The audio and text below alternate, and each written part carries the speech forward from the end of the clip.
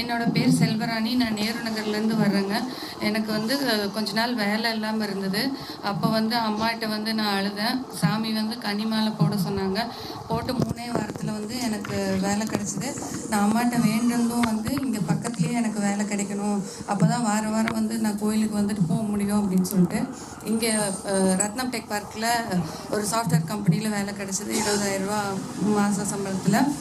அப்புறம் நல்லா போயிட்டுருக்கு, எந்த பிரச்சனையும் இல்லாமல். என்னோடய பையனுக்கு வந்து போன வருஷம் விசா வரணும், அவன் வந்து யுக்ரைனில் போய் படிக்கணும், டாக்டருக்கு படித்து சேவை செய்யணும் அப்படின்ற ஒரு ஆசை. அப்போது விசாவுக்கு ரொம்ப தடங்களாகவே இருந்துட்டு இருந்துச்சு. இப்போ பார்த்தீங்கன்னா டெல்லியெல்லாம் போயிட்டு இன்டர்வியூ வரவே இல்லை. டெல்லியில் போய் அவன் ஒரு 20 நாள் தங்கியிருந்தான். அப்படியே அவங்க கூப்பிட்றேன்னு கூப்பிடவே இல்லை. அதுக்கப்புறமா இப்போ நேற்று வந்து அங்கேருந்து கால் பண்ணி சொன்னாங்க, இந்த மாதிரி விசா ரெடி ஆகிடுச்சு, உடனே கிளம்புற மாதிரி இருக்கும், செவ்வாய்க்கிழமை உங்களுக்கு விசா கையில் வந்துடும் அப்படின்னு சொல்லிட்டு.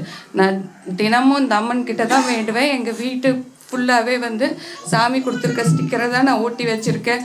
தூங்கி கண்ணு முழிக்கும் போது சாமி தான் பார்க்கணும், தூங்கும் போது சாமி தான் பார்க்கணும் அப்படின்னு சொல்லிட்டு எனக்கு அந்த அம்மா அவ்வளோ அற்புதம் பண்ணியிருக்காங்க. இன்னொரு இது நினச்சிருக்கேன், அது மட்டும் அம்மா செஞ்சு கொடுத்தாலும் எனக்கு போதும், ரொம்ப நிம்மதியாக.